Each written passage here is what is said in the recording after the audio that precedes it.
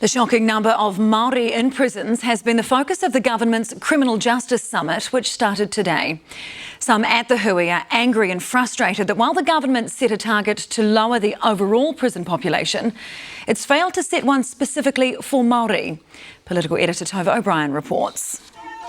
The government's criminal justice reform starts here, its much-lauded Justice Summit.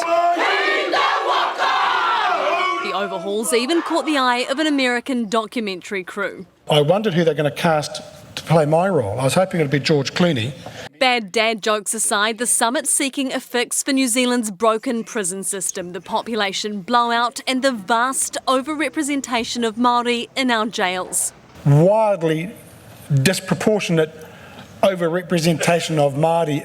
But all the talk about Maori from the stage brought outrage from the floor. If that is the case, let Maori speak for us. And Zach Wallace, the star of 1983 film Utu, interrupted MP Jan Logie's speech to say action is needed right now. Our people need help right now. Right now.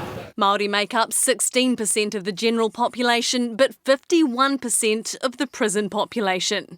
This is personal for me. I look around this room and I see Maori. But I look around the room and I'm swamped by paha faces. There are 10,200 prisoners in our jails. It's tracking down, but the government's promised a 30% reduction in 15 years. The Justice Minister would like to see the Maori prison population in line with the general population. So 16% Maori representation in the prisons, that's what you'd like to see? That's got to be our long-term objective. But he's not yet set a specific target for Maori. Why haven't you done that though, given that is such a focus of this hui? Remains such a focus. We haven't set a more specific target about the Māori prison population. Why not? We haven't done that. Yeah, but why not? We haven't done that.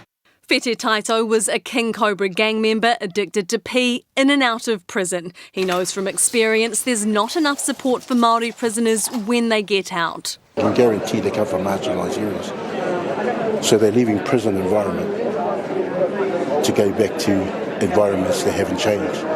Marginalised areas where there are gang members, there are crime. Tane Puru's also done time. He says there's not enough support inside either for Maori, from Maori. I'm not happy with talking with someone from overseas, and I'm also not happy with talking with someone who doesn't know the emotion, the feeling, the passion of what happens when you're in trouble with the gang violence, drugs and alcohol and all that. So still a long, long way to go, but the group overseeing the reforms is 50% Maori, and 100% of them know the Maori prison stats cannot be ignored. Tova, just as the summit was getting underway, the first person to feel the full force of the 3 strikes law was being sentenced. That's right, Sam. A man called Hayes Waitokia has been handed down the maximum sentence without parole. He was already on his second strike when he stabbed someone in the leg. And glaringly in this judgment, the judge acknowledges that the sentence is disproportionate to the gravity of the offending, but that's the intent of 3 strikes. And 3 strikes has become a bit of a poster issue for the potential problems around justice reform. Andrew Little, the Justice Minister, told Newshub that he was planning to repeal 3 strikes. We reported that. Then something went down with New Zealand First, and very swiftly that repeal was kibosh, perhaps speaking to the many and varied vested interests when it comes to matters of justice. Tova, thank you.